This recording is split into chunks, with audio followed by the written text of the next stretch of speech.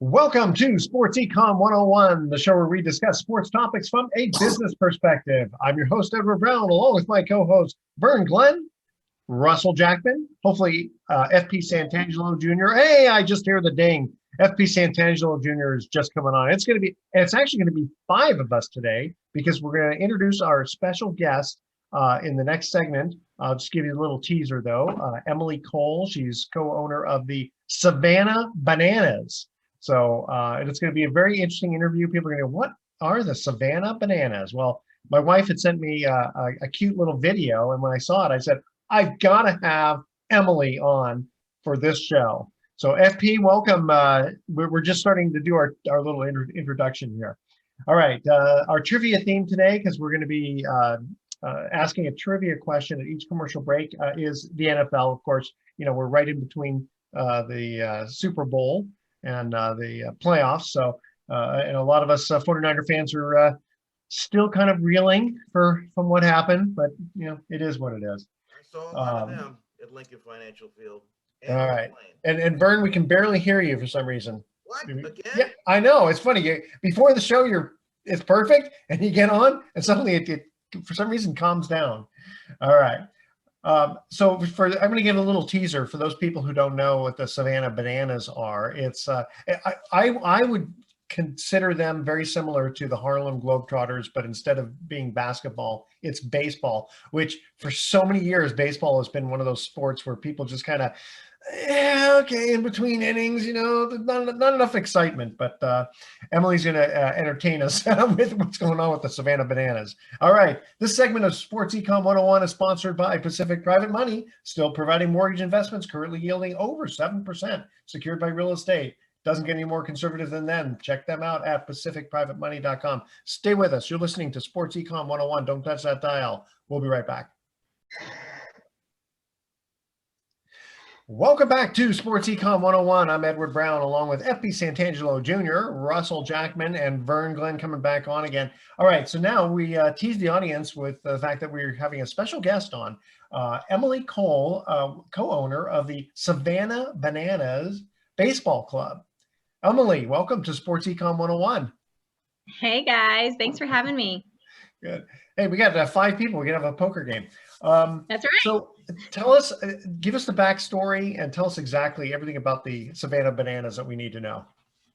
Yeah. So my husband and I both started in the industry years and years ago and just knew early on that we wanted to change the experience for the fans. My husband played baseball and had a front row seat to the best players in the best stadiums. And he found that he was bored. And I think we're seeing that a lot in society. If you look at the numbers of who's watching baseball, who's joining Little League, the numbers are declining. And so over the last 2 decades or so, we've just experimented with ways to make it more fun. And we launched the Savannah Bananas brand in 2015. And that's been our mission from the beginning, to make baseball fun. And so the majority of the people who are coming out to our shows, we don't call them games, we do call them shows, it's families, it's grandmas, it's little girls, because each of them can identify with somebody on our cast. It might not just be a little boy who wants to be a professional baseball player anymore. Now it's a little girl who wants to be Princess Potassia, and it's her grandma who wants to be a part of the Banana Nanas, our senior citizen dance team. So at our core, we are basically a circus, and a baseball game breaks out behind us, behind the circus. But that's our mission, to put our fans first and have a lot of fun while we're doing it. But it's actually competitive baseball too. Yeah, well, one of the things that we really believe in is when you're having fun, you perform better. And so that has been proven over and over again with our teams. We've won multiple championships. We have a very high caliber of play. A lot of our guys do end up getting drafted or going on to play in other leagues. And so, yeah, it's very competitive. We've got a lot of great athletes. We just try to have a lot of fun as well, and not only focus on the wins and losses. Well, I'm a pro wrestling guy, so I worked in the indie fed, so I actually really get what you're talking about here. Is that you're trying to offer something that's affordable to fans and that can bring some excitement that the big leagues don't always bring.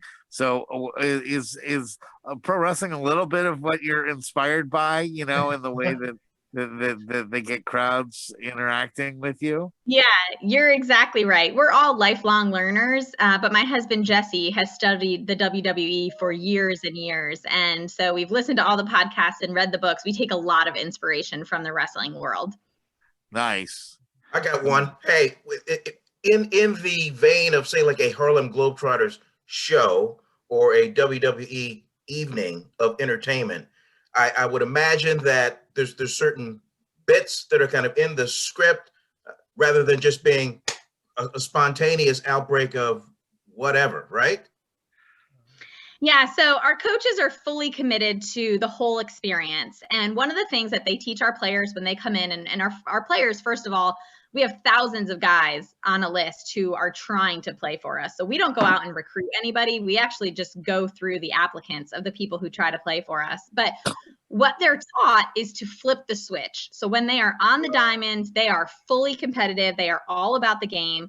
I mean, it's a true sport. But the moment that that coach says, flip the switch, it's entertainment time, they are fully about the fans. And so it's really a mix of both worlds. We do have the Harlem Globetrotters type script. Every night we have a 5-hour minute-by-minute script of what music is playing, what emotions we're trying to drive to our fans.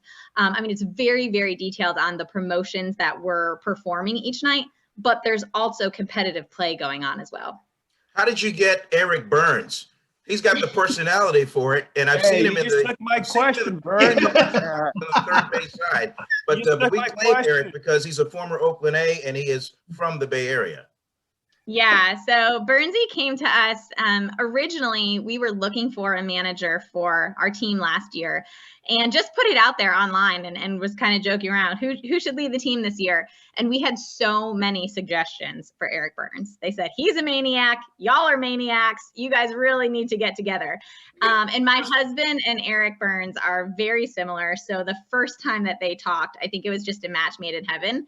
And Burnsy is really all about doing something for the sport, giving back to the sport. And so it's crazy, you know, in the front of the cameras, it's all about the craziness that we do, but he's very involved in his kids' youth sports, and he really wants to give back to the game of baseball. And so he sees the potential in Banana Ball by, you know, the young kids that we're getting involved in the sport again. And so he's very passionate about that. And so fortunately, you know, our visions were aligned on this, and he joined us and he was a great fit.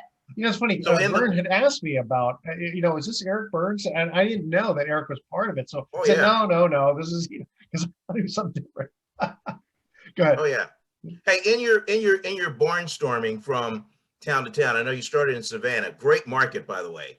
But I would imagine as you spread across the country, you're not playing, you know, you're not playing just giant stadiums. I mean, you're going kind of on the small market.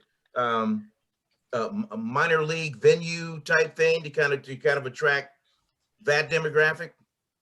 So it's been an interesting few years for us. I'll say we started in 2021 by saying, hey, we think we can take this thing on the road. Savannah has been a wonderful home for us, but we're getting inquiries every single night, and we're having people show up to our games in Savannah on average from 35 different states and multiple other countries. So people were coming into Georgia to watch our events. And so being the fans first company that we are, we were thinking, can we take the show to them?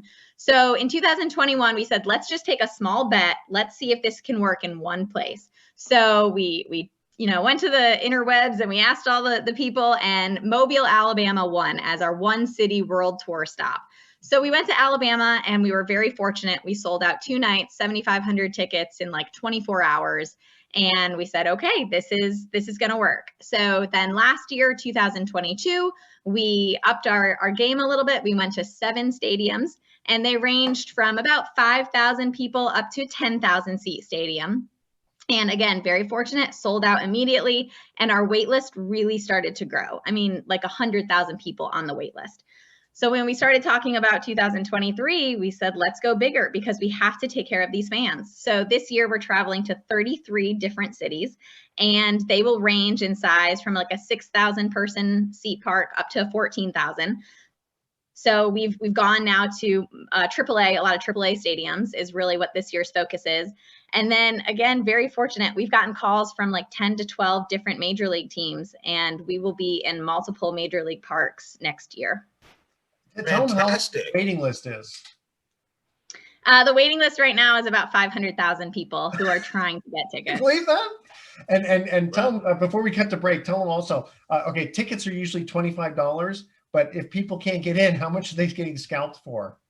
So again, it comes back to our fans first mentality that our tickets are $25 from us on our website. That is something that we try to stay true to. We want it to be family friendly. We want it to be affordable.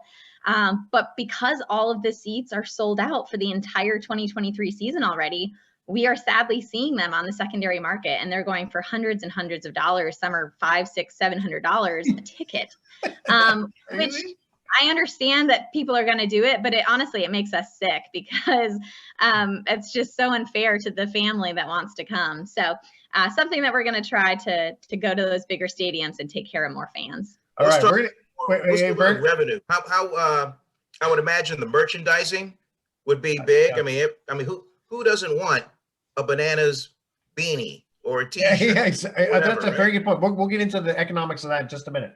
Hey, we're going to get to our first commercial break here, talking the NFL.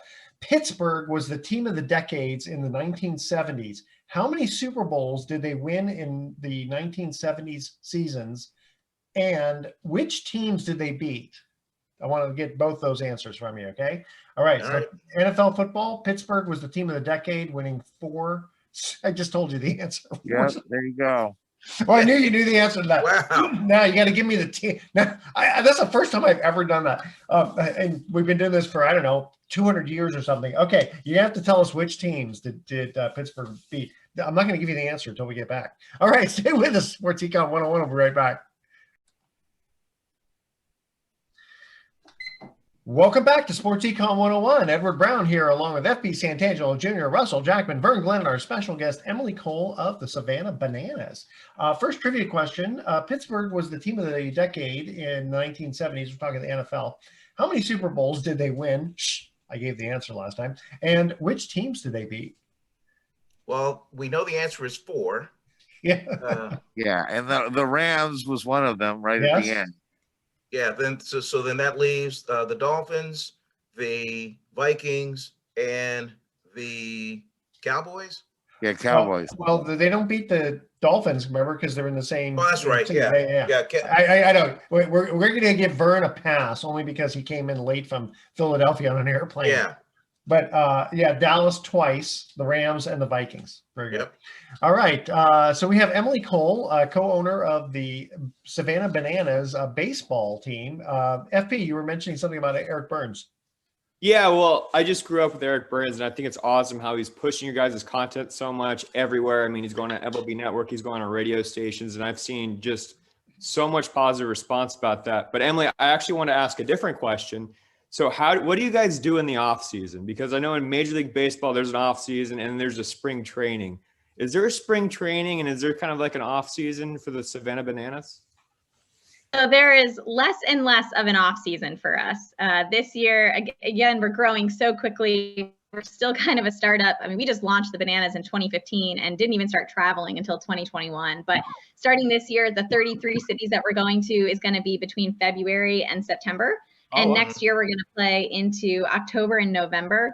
We are actually right now looking at booking a cruise and taking a couple thousand Banana fans on a cruise to Nassau and playing a game either there or in Puerto Rico, which would be in November.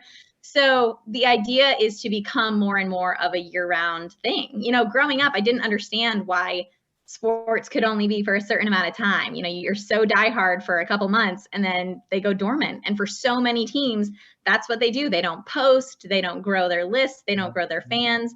And so for us, we are all about creating those fans and those memories. And if we can do that year round, why wouldn't we? So I got another question for you then. If you're playing between February and September, how many games do you guys typically play per week? Because in baseball, it's a lot of games, right? 162 games, right? Yeah. So this year we're in the low 90s. I think right now we have 91 scheduled. Okay. So we're probably an average of about 3 a week, and it really just depends on our touring. So some weeks we're on the East Coast, some we're flying to the West Coast, and so we're just figuring out this logistics part of it and how many games we can fit in.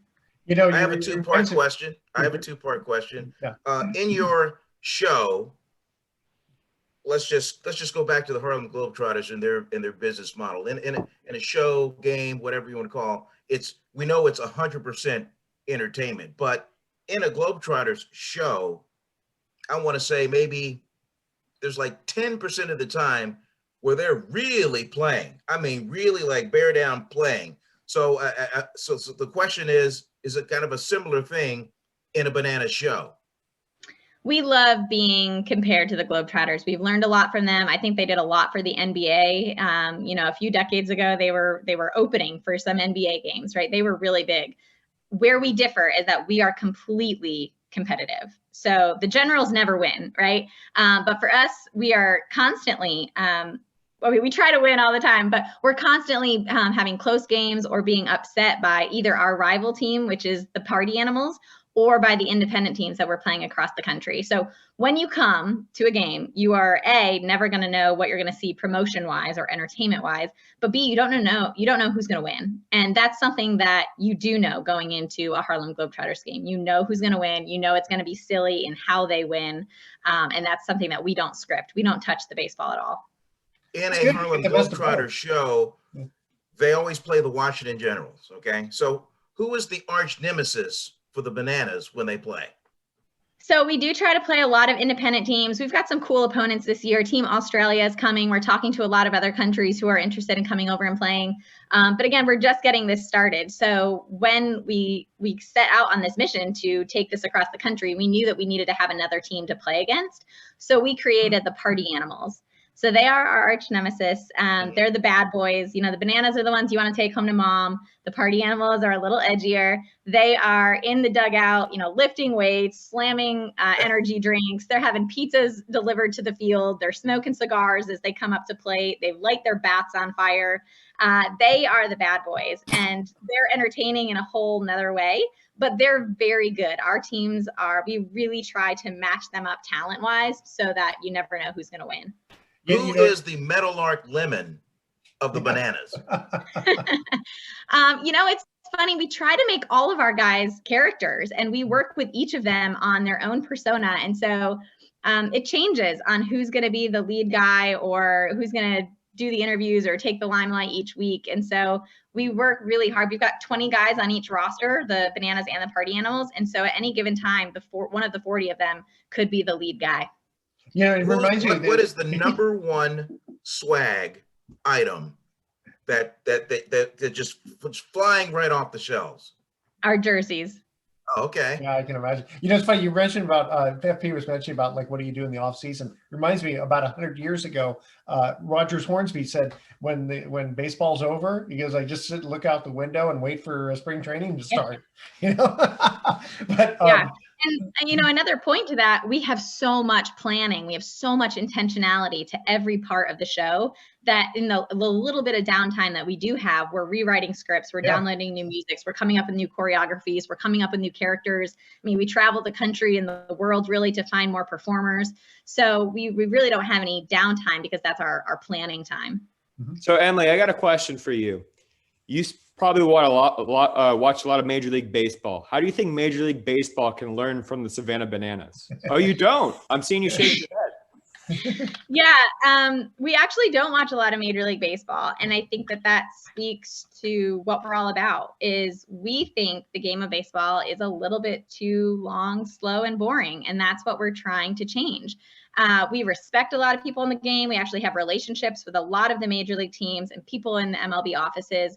And we work together. We're not competitors. I think that there is enough out there for everybody. We have that abundance mindset because there are people who just want to go and watch a baseball game. And those people do not want Bananas tickets. So it's fine. If you're in Savannah and you don't like the product on our field, Atlanta's pretty close and you can go watch some great baseball there. We are never going to claim to be the best baseball talent, but we're completely different. So I think that in terms of what can Major League Baseball do, I think they can look a little bit towards making it more exciting, taking those barriers down between the players and the fans, and just making it more fun for people. The guys on the field are so untouchable in Major League Baseball, and I get it. They have their contracts and they're big deals. But because they're so untouchable, it's hard to relate to them. Mm-hmm. Our guys are down on their hands and knees, hanging out with little kids before the games, after the games. We have a plaza party at the end of every game where our players and our cast are dancing with fans. They're thanking them for coming.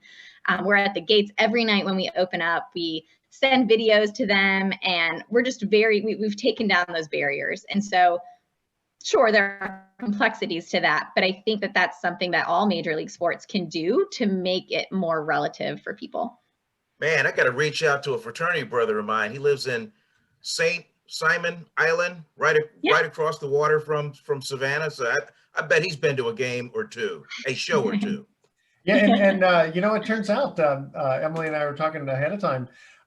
Bill Lee, spaceman Bill Lee, pitches for him once in a while. He comes out of the stands to pitch. Yeah, so Bill's usually sitting in the stands drinking a beer, and every once in a while Bernsey will call him in, and he hands his beer to Bernsey and goes out to the field and starts his yoga and throws some pitches. He's still got it. I'm hoping that there's no brushback pitches or fights that go on in the field. I would no. Pretty okay, even though it's competitive, it's not so much.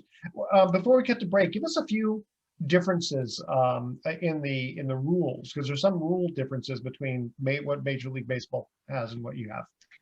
Yeah, so again, when we were coming up with this new sport of banana ball, the idea was, how do you make it more exciting for people? And so things like the walk. I mean, why is there a term in a sporting event called a walk? It just doesn't make sense. And so our walk is a sprint. If you throw 4 balls, the batter has to run around the bases as far as he can advance, while the defensive team all throws the ball to each other. And then he gets as far as he can before the ball reaches him. It's just a more exciting play. So there are things like that. There's no bunting, because we say bunting sucks. There's no stepping out of the batter's box. I mean, that wastes so much time in a game. So things like that are some of our rules. And then probably the most fan-friendly one, there's 2. It's a 2-hour time limit. So when you come to the game, what time the kids are going to go to bed, because you know what time it's going to end. And the other thing is that when a fan catches a foul ball, it's an out. So the fans are now fully immersed in the play of the game. What, do you get a ground ball down, and the fan reaches over, picks it up, boom, that's an out? No, he's got to catch it in the air. Oh. Yeah, I was just saying, I wonder how many people boo if he drops it. We're gonna get to our next commercial break here. This is great. I love having you on, Emily. Okay, we're talking the NFL here. Which team did the Redskins, remember they used to be called the Redskins, beat for their first Super Bowl victory? Which team did the Redskins beat for their first Super Bowl victory?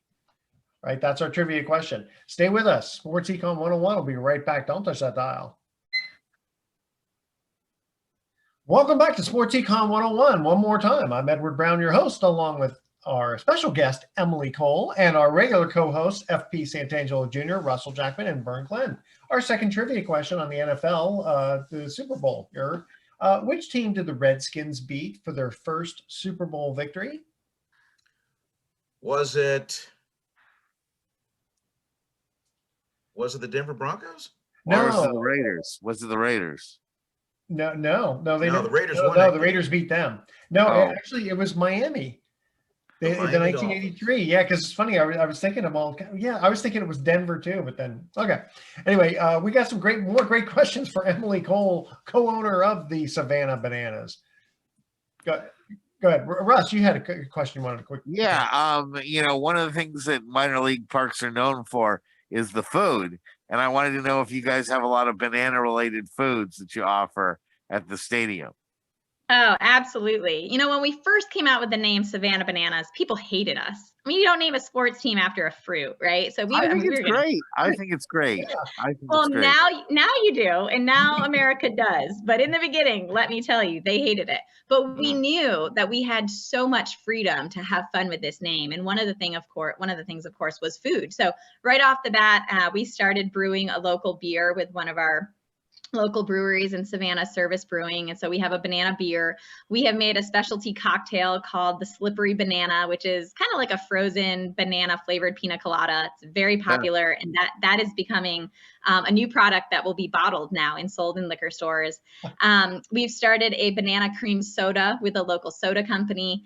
And so those are just on the drink side. We've also explored things like banana bread, a specialty banana bread. So absolutely. I mean, the possibilities are endless with bananas. And so we've got those in the works. But then at the stadium, we serve things like chocolate covered bananas, frozen bananas, and banana nachos, like with chocolate drizzled on them. And there's so much fun we can have with bananas. So we do that at home. Yeah. But interestingly enough, though, talk about the tickets, though, because you sell them, but it includes. Yeah. So in Savannah, again, when we started out, we were thinking, how can we flip this game on its head? How can we be different? And in most sporting events you go to, you're nickel and dimed. So one of the things that we wanted to create in Savannah was an all-inclusive ticket. So included in your $25 ticket in Savannah, Georgia, your chicken sandwiches, your hot dogs, your hamburgers, your cheeseburgers, chips, soda, water, cookies, popcorn, all of that is included in your ticket. Of course, you can buy novelty things like beer and ice cream. But basically, you can come to the ballpark and have your ticket and all your food included. And now, little kids are not pulling on mom and dad's wallet asking to spend more and more money, which is normally what happens at sporting events. So now that we're traveling the country, when we go to other ballparks, we can't offer that because the host team does control the food and beverage. And of course, most of these teams have deals with concessionaires. But in Savannah, Georgia, that is our food package. And one of the things I like, let me ask this really quickly, Bert. One of the things that Emily and I were talking about ahead of time is these players get paid pretty well. Go ahead, Emily, talk about that. Yeah, I mean, again, it's just all about the experience, and we want our guys to love the experience just like our fans do. And so we believe that they need to be paid more than what most minor league players are paid. And we've worked in the minor leagues, and we have a lot of guys who came from there. So it's very open on what people make, and we try to do above and beyond that. We ask a lot of our players, and therefore we think it's fair to compensate them more. And as we grow, we hope to only take care of them more and more. And with major league service experience, a name, I would imagine that kind of salary demand would go a little further north. Yeah, I mean, we're still a startup. Like I said, we're still growing, but we are going to continue to grow and ask a lot of these players. We're traveling all over the world. And so we will hope to increase not only their salary, but everybody on our team behind the scenes who's making it happen. One more from me, as far as the buildup of the team. I know that supply is greater than demand, but who is in the decision-making process as to how you build this roster? I mean, what's the difference between someone that just blessed with great baseball ability? What on the line here? What separates the guys down here that don't make it and the ones up here that do? Yeah, it's they be entertainers too. But go ahead, Emily. Exactly. It's such a good question, and it's one that we get asked all the time. We bring in amazing athletes, but we bring in even better men. And women. We've had a couple of girls play for us, so I can't just say that anymore. Really, it comes down to who they are as a person. And as cheesy as that sounds, it doesn't matter if they're going to be the best hitter in the league. If they are not going to walk a grandma to her seat or sign autographs for little kids every night, then they're not the right culture fit for us. And so when we have we don't really have a typical tryout where just anybody can show up, but we have invite-only events. And when they come, there are definitely baseball drills that we run, but we have a TikTok station, we have a social media station, we have an interview station, and all of those things are ways for us to kind of judge their character and their ability to be a banana or a party animal off of the field. So we have 2 full-time coaches. They're a part of it. And then our whole leadership team, our social media marketing team, our broadcast team, we all deliberate and decide who's going to be a good fit. Social media, that's where the young folks live. I mean, boy, you hit a home run with them, the TikTok world and what have you. I mean, you've really done something. Emily, how often do you get scouts coming to want to pirate your players away?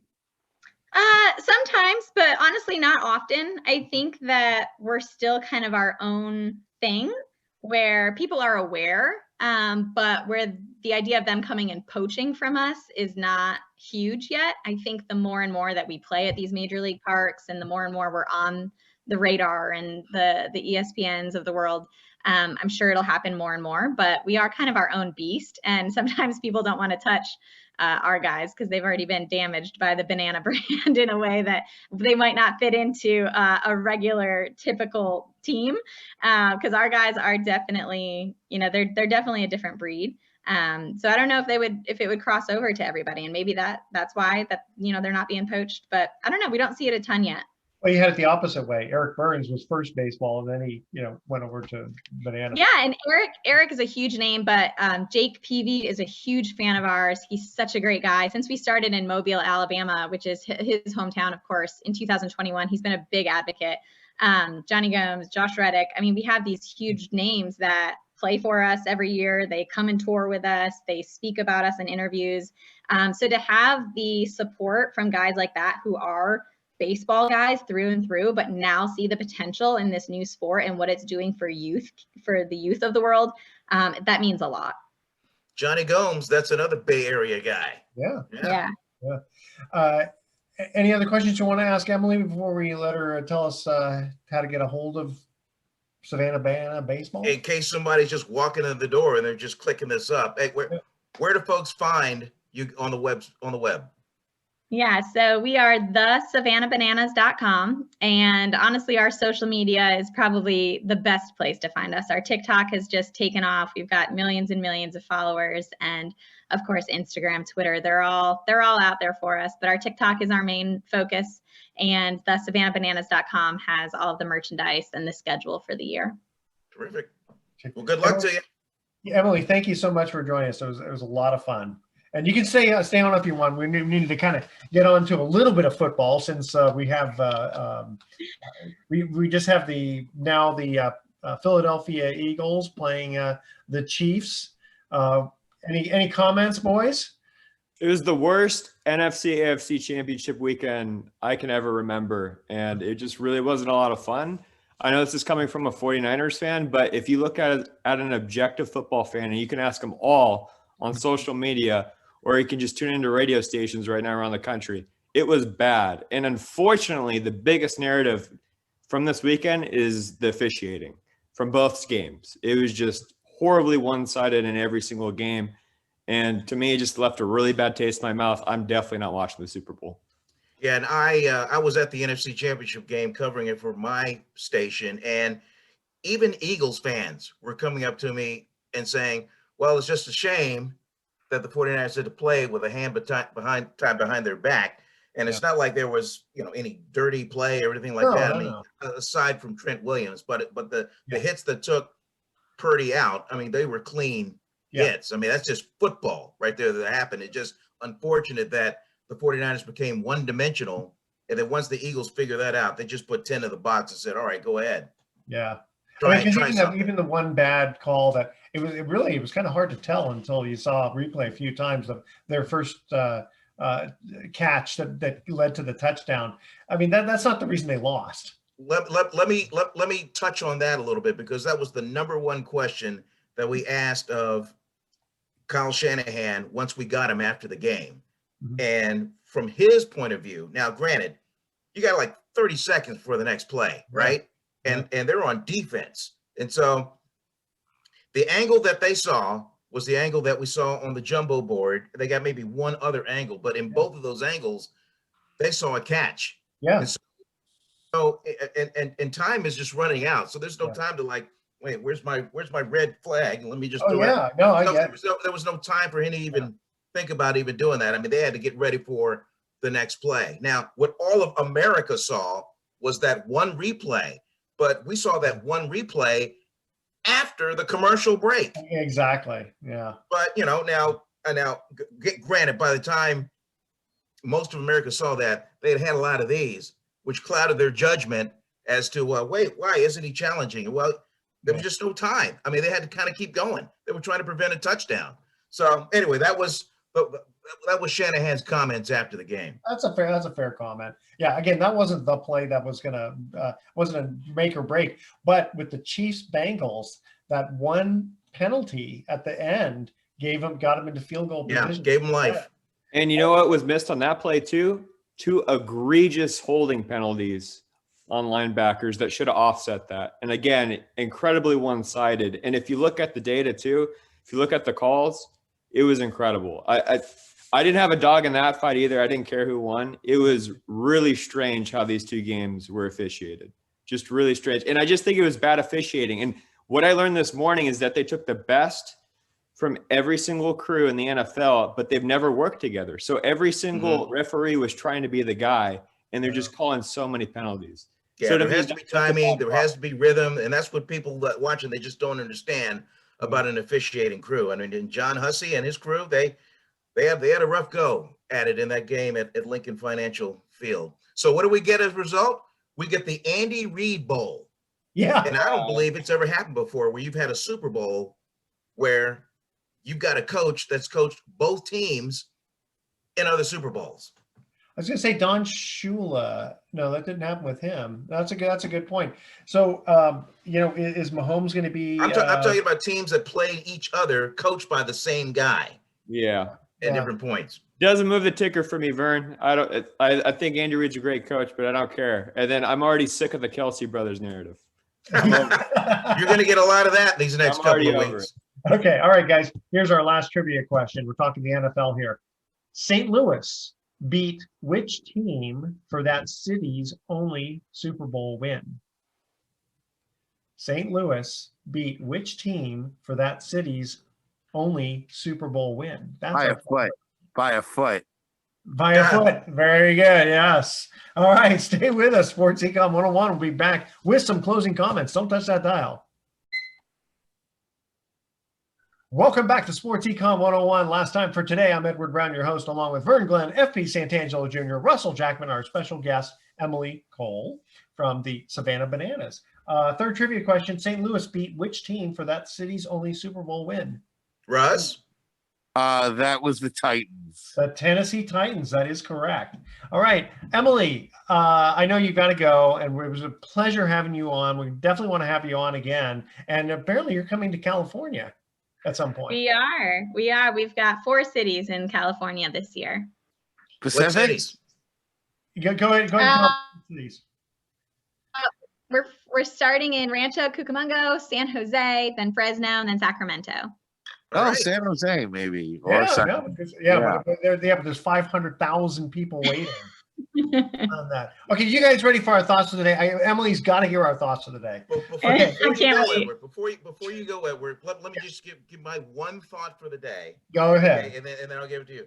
My one thought for the day is this, and this is getting back to the 49ers. Yeah. We all now know that Purdy is out for at least 6 months with that UCL injury to his elbow. I mean, it's like the worst injury you could have. Okay, so that said, gaining a little momentum is the discussion of Tom Brady perhaps maybe coming back to the 49ers, the San Mateo kid, because the 49ers need a quarterback moving forward, and the only healthy guy they got right now is Trey Lance. Wow. Okay. Just let that marinate a little bit. Good point. Okay, here's our thoughts of the day. So I took my car to Dr. Frankenstein's tire shop because I had something wrong with my wheels. And when I checked back later to see how things were, he screamed, "It's aligned!" It's aligned. See, yeah. Thank you, Dad. I knew you'd like that one. And you know, Grandma's been staring through the window ever since it started to snow. If it gets any worse, I'll have to let her in. All right. Oh, God. Tune in next week to Sports Econ 101. We're going to be discussing sports topics from a business perspective and asking more sports trivia questions and maybe a few dad jokes. Thanks for listening. On behalf of our team, I'm your host, Edward Brown. We'll see you next week. Good night, America. So long. Adios.